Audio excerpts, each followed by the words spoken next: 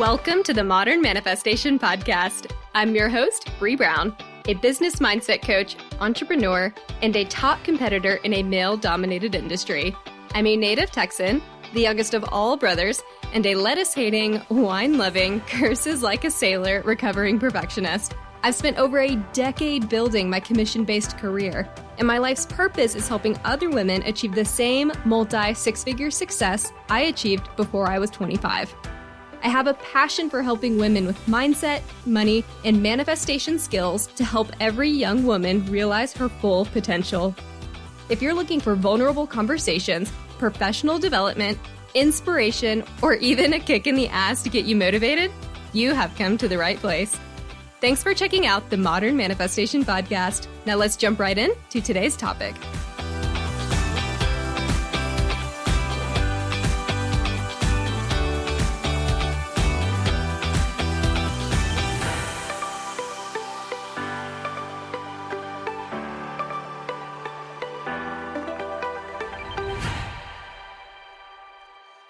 Good morning, good afternoon, and good evening to everyone tuning in. I know I normally drop new episodes on Mondays, but I have a very special treat for y'all this month, a mini interview series.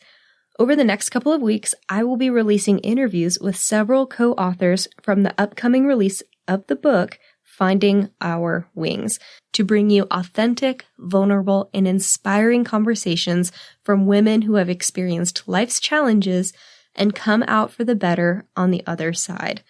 Written by 7 women, the book Finding Our Wings is a collection of deeply personal stories that serves to remind us to use the light within you to overcome the darkness and reclaim your power. And today, I am so excited to interview my first co-author of the book, Laura Wall. With 12 years experience, Laura is an empowerment coach, healing guide, public speaker, mentor, co-founder of Hearts of Healing Center, and as if she wasn't doing enough, she is now a co-author as well. Laura, thank you so much for being here today, and good afternoon. How the heck are you doing? I am well. Good. I am so excited to have you, and as well as your fellow co-authors throughout the upcoming weeks. So we are here today to talk about your upcoming book, Finding Our Wings. What I wanted to ask first, before getting into too much detail about what the book is about, is to me there's something very telling about a book that needs to be shared in its creation. And for those of you that are tuning in, Finding Our Wings is a fantastic co-creation that is launching on September 17th, for those of you that want to be the first to get your copy. And the book is written by 7 different authors that have come together and shared their stories. And Laura, as the first guest of this podcast series covering the book, can you dive into what inspired the idea and then why the path of several co-authors for this composition? Absolutely. And let me just thank you, Bree, for having me here today and letting me tell my story and tell my story about the stories, which is the book Finding Our Wings. So this book has been in creation mode for 2 years. Over 2 years, which is really a long gestation period for a book, I think. So it's been through a couple of different iterations. And the first one was I was wanting to write a book, and my best friend reached out to me and she said, "Oh my gosh, I've got a cool thing. I want you to do it with me. Let's do this book group. And it's going to be several women. We're all entrepreneurs. We're all going to tell our individual stories in one chapter." That's what grabbed me, the one chapter, because when you get excited about something and you start a project, you don't know what you don't know. And it can feel, you get that supercharged energy. And then a couple of days later, you're like, oh my gosh, what did I just sign up for? The overwhelm sinks in. Yeah, the overwhelm. So the thought of like writing a book with multiple chapters on my own, I was excited about, wasn't sure how to do it. So this sounded very much like I could, maybe hang out in the kiddie pool before going off the tall diving board. And doing it with a bestie and doing it with other women really resonated with me because I knew the stories were going to be really powerful. They were stories of transformation. And I think there's something really special when you have a group of people that share that kind of information with each other in the beginning. And again, it was very catalyzing for all of us. unfortunately, that book did not come to pass for a lot of reasons. And so some of us that did not get our chapter published, as we kind of waited it out, we decided to go ahead and try again. And we fortunately had, you've heard of investor angels. We had a consultant angel, and her name is Jolie Dawn. She reached out to us and offered to help us be our book doula, our midwife, and our book consultant. So when she came back and said, I know you didn't get published. I want you to get published. Your stories need to be out there. Myself and then two others, we acted as the steering committee and kind of gathered up all the authors that didn't get published that were interested in it and said, let's do this thing. Let's go cautiously. Let's take advantage of the lessons we learned with the last one, but let's move forward. And that was March of this year. And we're now at September. So a little shorter time frame for getting it done, but I'm so happy. Just I can't believe we're finally here. That's great. And for the listeners that are tuning in and want to know a little bit more about Finding Our Wings, what would be a couple sentences or what would the summary of the book be for those that are interested in learning more about it? Well, our tagline is reclaiming hope and power. So what we are hoping to do with our stories is inspire other women to understand that no matter how down or how dark it is, they're never out of the game, that there's always another day, another way, and helping them see these stories of women that had to dig deep in themselves to recover. So we've got a little bit of a phoenix is our mascot, if you will. And what I love about the mythical beast of a phoenix is it sets itself on fire to create its next version. So in all of these stories you're going to see, and I hope your listeners will see, that sometimes you feel like you're down in the ashes, you're down in the dirt, it's dark, you just don't have an idea of where the next thing is going to come from or if you can even move forward. But it's sometimes in most surprising ways that things show up for you and you are able to recreate yourself. Sorry, that was more than one sentence. I think that was absolutely perfect. What does this book mean for you, and what does it mean to you? What this book means for me is expression. It's finally finding my voice, my writing voice, my story voice, really looking back over my lifetime of experiences and being able to finally find the gift in them. So in writing this book, I felt extremely vulnerable at the start. And so I will encourage your listeners, if any of them are beginning writers, it's going to feel extremely vulnerable to share things with people, especially your writing. You're afraid your writing might be critiqued, its style, its punctuation. You might be afraid, that your story is going to be critiqued or judged. And I just encourage you, keep going and get it out there. So it was definitely a lesson for me to learn to be vulnerable and to push through that. And really my chapter for me was one of the most healing things that I've done for myself, was writing that story and seeing it from a new perspective and writing it for my reader, writing it for other women out there and letting them know, what I've gone through and what I've learned. And hopefully it's something that they can, take something away from. Coincidentally, my parents are mentioned in this, and it's taken me a long time to heal that relationship. And just shortly before this book was going to be published, before I decided to go through this second process with this group of ladies, I was working on it one day. My mom happened to call. She said, "What are you up to?" And I realized I'd never shared that I was doing this with her. I feel like I was kind of keeping it a secret. And I was able to tell her about the story. And, probably if she read it straight up, she might have thought that there was judgment of her and how she was as a mother. And I'm hoping she doesn't take that away.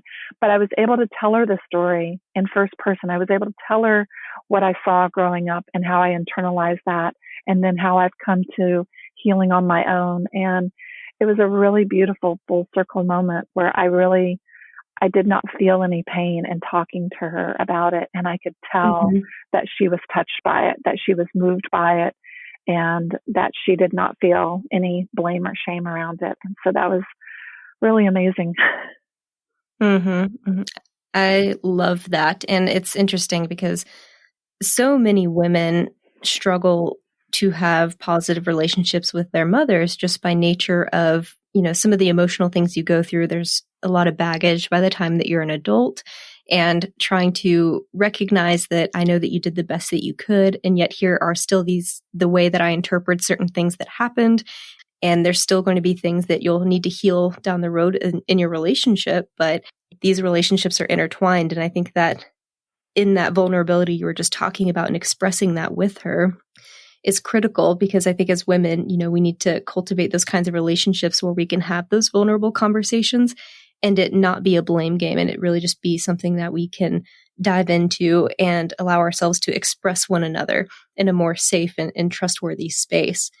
And to that end, I know that your chapter covers a lot about self-love, acceptance, depression, perfectionism, toxic relationships. I mean, there's so much good stuff in here. What was the hardest part of this chapter for you to write? There were certainly tears in many parts that I wrote. I think the part that was hardest for me to write was to write about my family experiences, because I had certainly done a lot of work around healing that and releasing them from any blame. And so as I wrote that, I could feel myself almost being pulled back into the old story of what it meant to me at the time, or the way I internalized it, or the stories I told myself through my teens about who they were and what they were doing to me or what they weren't doing for me. And so really having to hold my ground and hold steady and be in integrity with myself. And I really crafted that part of the book with great intentionality and great love for my parents. I wanted to convey that I released them and that I love them and that I know that they were doing their best. And so that was definitely a very hard part to write, because I did have to go back down into the depths of remembering those early years, which not everyone has a perfect childhood. And even those of us that have good childhoods, sometimes when we go back, we might recover some things and it's like, ooh, this is icky. I'd forgotten how icky this was. And that certainly was the case for me. I felt like it was almost like a battleground. It was like the old stories wanted to pull me back in and tell me the lies again. And I really had to hold to my new truth and to the light of what is right for me now. I love that. And I know you touched earlier on how you wanted this chapter to be readily available to women, especially on their journey of growth and vulnerability. Are those the women that you had this chapter in mind for? And if not, who are you thinking of as you're writing, and who are you most wanting to affect as you're putting words to the page? Well, I certainly was writing it to women that were similar to my former self, which was a people-pleasing, producing perfectionist, all the P's. I remember that version of myself. I remember how terrified she was every day when she woke up. I remember how much she blamed herself, how unloving and uncaring she was for herself. And so when I wrote this chapter, I wanted to reach out to those women that are still struggling with feeling like they have to fit into a certain role or a model or look a certain way or be a certain way. There's a lot of masks, a lot of things that we put on ourselves that are protective. And it can feel really uncomfortable to start peeling those layers back to find ourselves. But in that vulnerability, when you do find yourself, there's so much freedom in it. There's so much freedom in letting go of those toxic relationships or those old thoughts or those old stories. So I was writing it for women who were, wanting to heal, wanting to grow and release those old ways of being so that they could find the greatness within themselves, which I believe is in every person. So they can light themselves on fire and become that phoenix also. I love it. I'm not pro self-immolation, but I definitely enjoy the... We're not arsonists, everyone. No, I'm not saying pick up the matches, but yeah, there's a certain amount of freedom in letting go of all of that old stuff and recreating a new version of you, for sure. I love that. Without giving too much away, what is the main lesson you want women to take away after reading this book of collective stories? That we're here to learn lessons, that sometimes the lessons are painful, but they yield so much information and so much starter fuel for the future, that you're not alone, that there is something greater that is at work, a divine intelligence. Some people refer to it as God or the universe. Mm-hmm. That there is strength in gathering with people of like minds, and that there are gifts that are unborn in you that are just waiting to come to the world. And so don't ever count yourself out, that there is something that is important that this world needs that is within you, and to quit hiding it, quit discounting it, and to bring it out into the light. Mm-hmm. There are a lot of younger women that tune into this podcast, and I know several are either looking to start their own business or maybe starting their own healing journey and stepping into this new phase of life where they are stepping into the fire and beginning something new for themselves that might be overwhelming, that might be something where they don't know the first step, or maybe they just don't know where to start. What advice do you have for that young woman? Well, it seems like a simple thing, but I think it has such powerful effects. And that would be to start journaling, and not just writing down what your thoughts are, but actually to go back and read them. Mm-hmm. I feel really strongly that our culture, and again, generationally, historically, we can get into patriarchy, but it has blocked us from hearing our own voice. It has changed us so that we are constantly looking for external validation, external affirmation. Mm-hmm. And so if you're always trying to listen to someone else's voice about, am I doing the right thing? Am I heading the right way? Do I look right? Is this a good idea? If you're always looking for that outside of yourself, then you are turning off a God-given GPS that is within you, which is your own voice, which is your intuition. And so when we sit down and write, we connect with a part of our mind that allows that intuition to come through. It takes a few pages.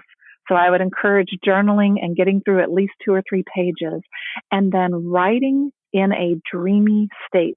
So if you can put yourself into a really comfortable state where you've maybe got some essential oils or a candle burning, you've got some really chill music on, and just letting yourself be a kid again and dream and imagine and write down in present tense what you desire, who you are. Write it down in present tense. I'm an incredibly powerful speaker. I'm an entrepreneur, and I have several branches of my business around the world. I'm a girl boss, and I speak loud. Writing it in present tense helps kind of reprogram some of the old voices, and it also helps you tap into your own, especially when you're writing. You're able to see and rehear your own words. And again, tapping into and listening to that intuition that helps guide you to what you're supposed to be doing. And that's the kind of the internal work that I would encourage people. It's low cost, low budget, super simple. Don't need a guru, don't need a coach. Although I'm, of course, highly fond of coaches. I've had so many mentors that have really been instrumental in guiding me. Mm-hmm. And so again, you'll know when the right time is to get some outside help, to get someone that's going to guide you, not tell you what to do or give you a formula, but to guide you and have a conversation with you and have a relationship with you. And I would say, the next thing to do, after you maybe do some journaling, would be to stay open to the sign. There's something coming up for you. Is there something constantly showing up for you? Maybe you keep running into the same person over and over. Maybe you see her at yoga class. Maybe that's a new friend you're supposed to have. Maybe she turns out to be doing the exact thing that you're wanting to do with your life. So follow those signs, whether it's taking a course or finding a new friend or joining a group. I kept getting little intuitive nudges about my first step, which was a Zumba class. Mm-hmm. Now I sit I sit with you now and I am an intuitive coach and healer. And you're like, well, how did you get from Zumba to here? I started with Zumba because that's what my intuition said would be good for me, would be healing for me, would feel good, would make me happy. So I say, follow the feeling, follow the pleasure, follow the things that light you up and bring you joy, even if they make absolutely no sense. And if someone tells you, that's crazy, that's impossible, those are the benchmarks of a pretty good idea. So stay with it. Stay with it. If it feels super juicy, awesome, invigorating to you, stay with it. Yes. There's so many yeses to what you were saying. As you were talking, I was like, yes. Like I'm sitting here fist pumping in my closet. But what I really loved is that you started your journey with Zumba, because I had a very similar experience in that I have always had much more masculine energy just by nature of having all brothers and being closer with my dad and being in a male-dominated industry, and just society in general tends to, as you mentioned, the patriarchy tends to cultivate more masculine energy in a lot of type A business women. And I found myself there to a point where I was one of those women years ago that said, I can't connect with my intuition. This is so hard for me to do. I don't have a direct connection to whatever that is, whoever that is up there. And I heard one day, and I can't remember exactly who it was. So if I do remember, I'll put it in the show notes, but there was a TED talk that I listened to, and someone was covering intuition. And they said, if you're struggling to connect with it, it can easily start with your body. And a lot of times people that struggle to connect with their intuition also struggle to connect with their body. So they don't notice chronic pain. They don't notice all kinds of things until it becomes such an issue that it's, an autoimmune disorder, or it's cancer, or it's, a disc that slips, or something very huge, because we ignore our body for so long, which is also deeply connected to our intuition and that whole other side of our feminine energy that could be off balance. And so it's like your body is trying to tell you first. And I think it's interesting that you started off with Zumba, because it's very much a physical thing that you're embracing with your body. You're tapping into that intuition. It just kind of opened the floodgates for you, it seems.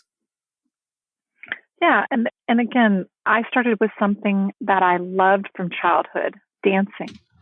So that can also be a gateway to your healing journey, or to finding, your purpose and your passion, connecting back with things that really lit you up as a kid. Maybe you loved arts and crafts, or, as I've started writing and becoming an author, I realized I read tons of books as a kid, and I even made my own book as an 8-year-old. Like I took notes. Your intuition knew what you were going to be doing.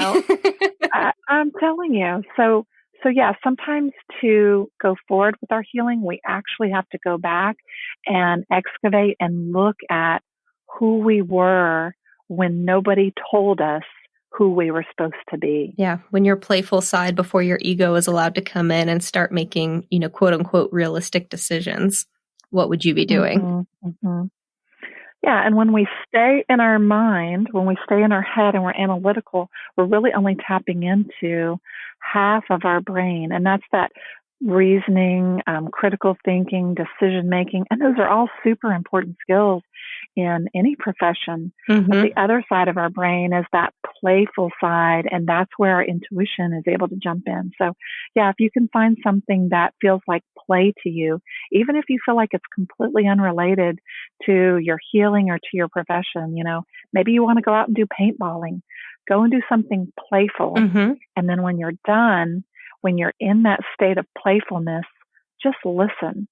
See what your body, what your mind is telling you, like, this is awesome, or you're awesome.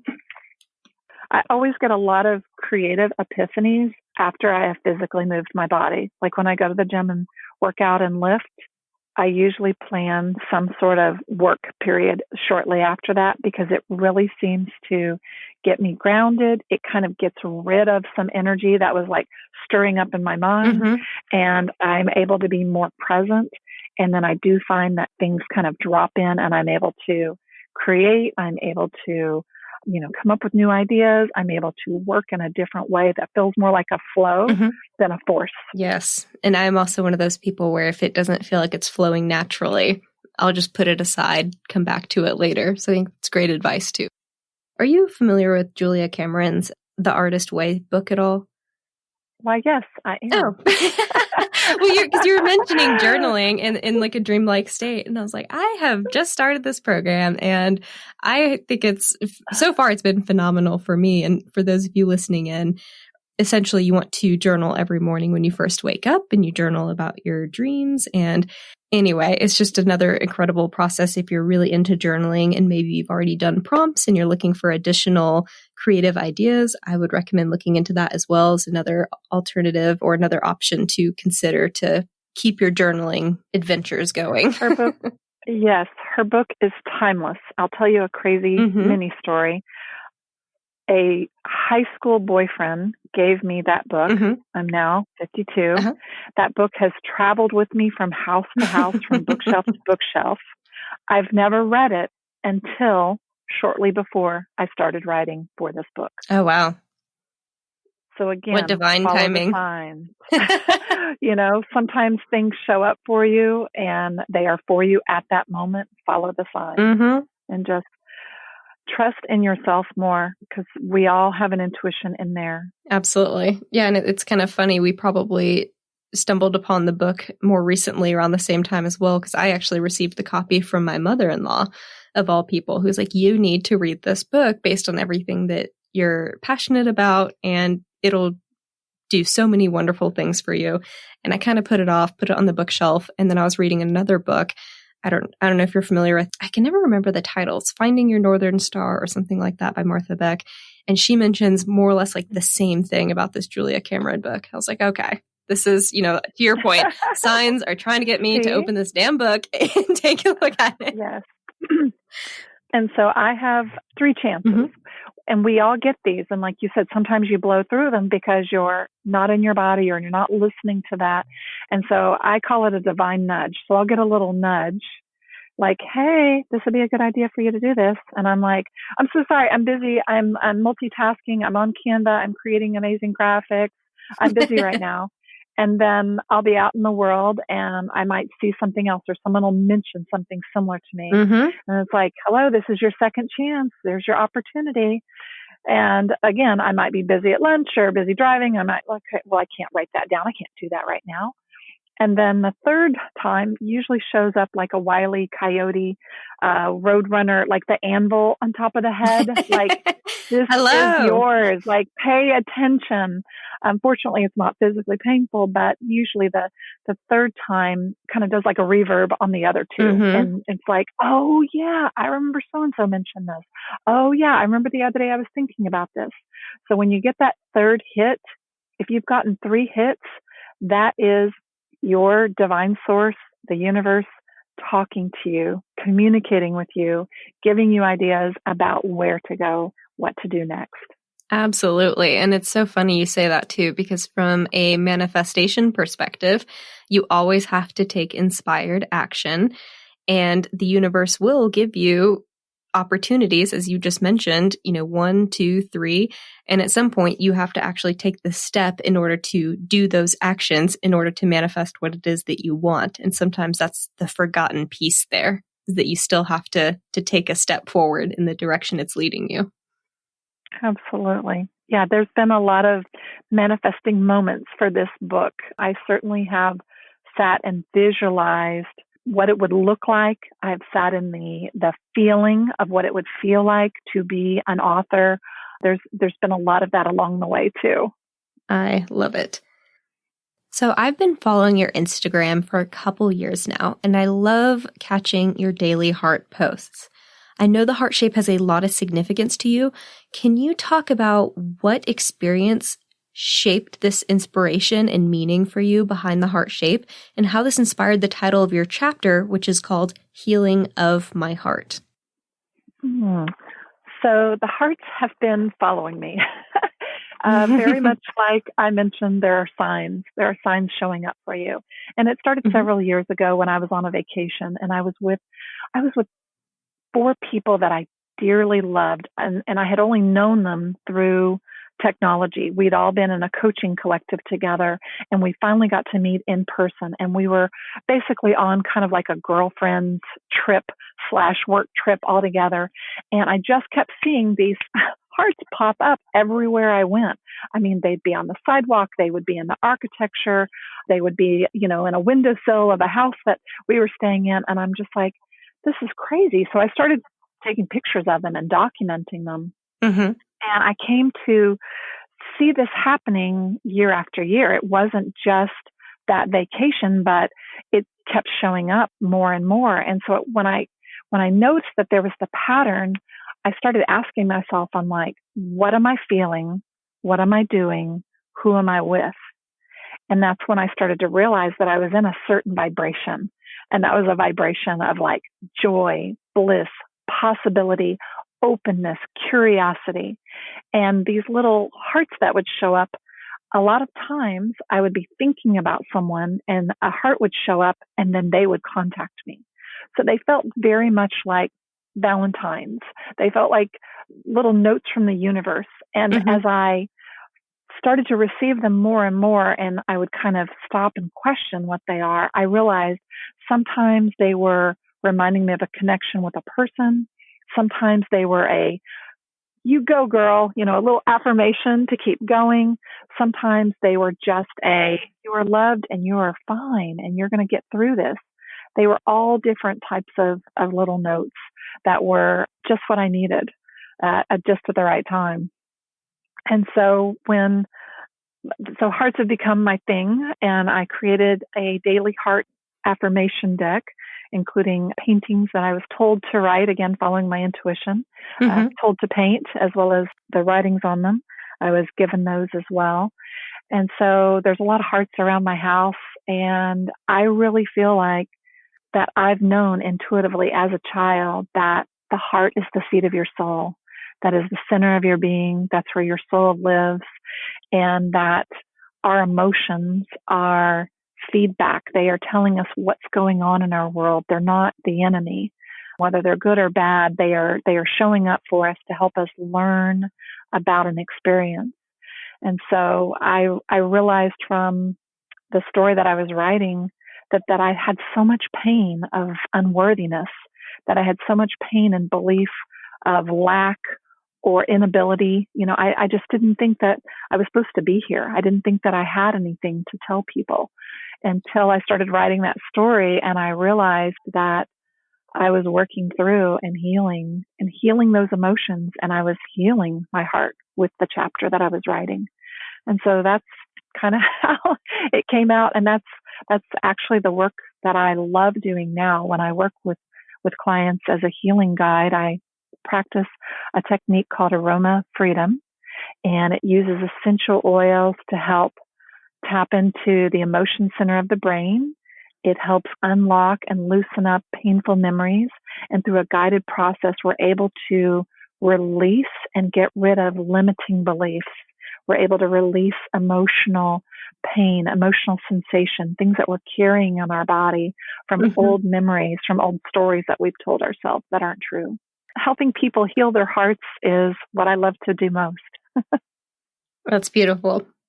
So when and where can people go to grab a copy of this wonderful book?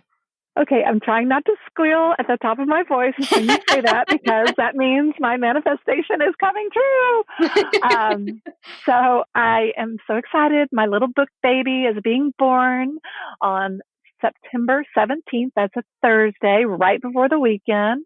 Mm-hmm. And I would love it if everyone would buy a Kindle copy, because that's how Amazon rates us. So that's kind of like giving us a thumbs up like. And on the 17th, we are offering the Kindle copy for only 99 cents. So you can get yours immediately as a download, and you'll have something to read for the weekend. Now, if you are a hard copy, got to have it in your hands, tangible kind of person, I understand. I get you, girl. I ordered 33 copies of my own to hand out as gifts because I want people to have what I call the real thing. So I would just encourage those of you that want an actual paperback, if you would please do me the beautiful favor of purchasing the Kindle copy. So kind of like voting for these women, rah, go Phoenix, fly, rise. And then also purchasing your paperback copy. And both of those will be available on Amazon and Kindle on Thursday, September 17th. And I'm going to give Bree the link, so you can just click on the link in the show notes and go and grab your copy right now. Perfect. And this episode is expected to go live on the 17th. So by the time you are listening in, you should be able to go to my show notes, my Instagram, or Laura's Instagram as well, and easily access the link to be able to go download your version of Finding Our Wings and tune in with the rest of their authors about their emotional and vulnerable journeys. Laura, thank you so much for joining me today. It has been an absolute pleasure having you, and I look forward to diving more into this story with not only some of the other authors, but checking back in with you guys a bit later as well and seeing where you guys end up. Absolutely. Thank you so much, Bree. I am so grateful to you for helping get our stories out there and for sharing your own story and for being a voice. We need more female voices out there. I'm just so delighted that you've started this podcast and that you are a voice for your generation and that you are helping women connect with themselves and their potential. So thank you so much. Absolutely. Anytime. Thank y'all so much for tuning in with Laura and me today. If you enjoyed this podcast interview, pick up your copy of the book Finding Our Wings, now available on Amazon for a special release price of 99 cents on Kindle. And if you're an old soul like me that prefers to have the physical copy in order to track your progress, please go ahead and purchase a Kindle copy as well, since it is on sale for 99 cents. And that will really help Laura and the other co-authors get visible to other badass women who could benefit from this book. Head over and grab your copy. Additionally, the co-authors have decided to donate 100% of the proceeds from each purchase directly to charities supporting women. For more information on Laura, the book, or the charities, please check out the show notes. And as always, I would really appreciate it if you would rate, review, and subscribe so I know what you like and what you want to hear more about. And as an added bonus, if you screenshot your review and email it to me, I will send you my 7 weekly tips for creating space for abundance. Hit the screenshot and email it to hello@themodernmanifestation.com. Have a fantastic rest of your week, and I will catch y'all later. Thank y'all so much for hanging out with me today. If you enjoyed this podcast, hit subscribe so you can stay up to date with new episodes. As always, we would love it if you would share this episode with friends and family who could use the inspiration. As a new podcast show, we would really appreciate your honest feedback so I know what you like and what you could use more of. As a thank you for leaving us a rating, we will send you our 7 weekly tips to create space for abundance. Make sure you screenshot your review and email it to us at hello@themodernmanifestation.com so we can send them straight to your inbox. If you'd like to stay connected, you can find us on Instagram or Facebook at Modern Manifestation, or you can head to our website at themodernmanifestation.com. Thanks again for joining me, and I will catch y'all in the next episode.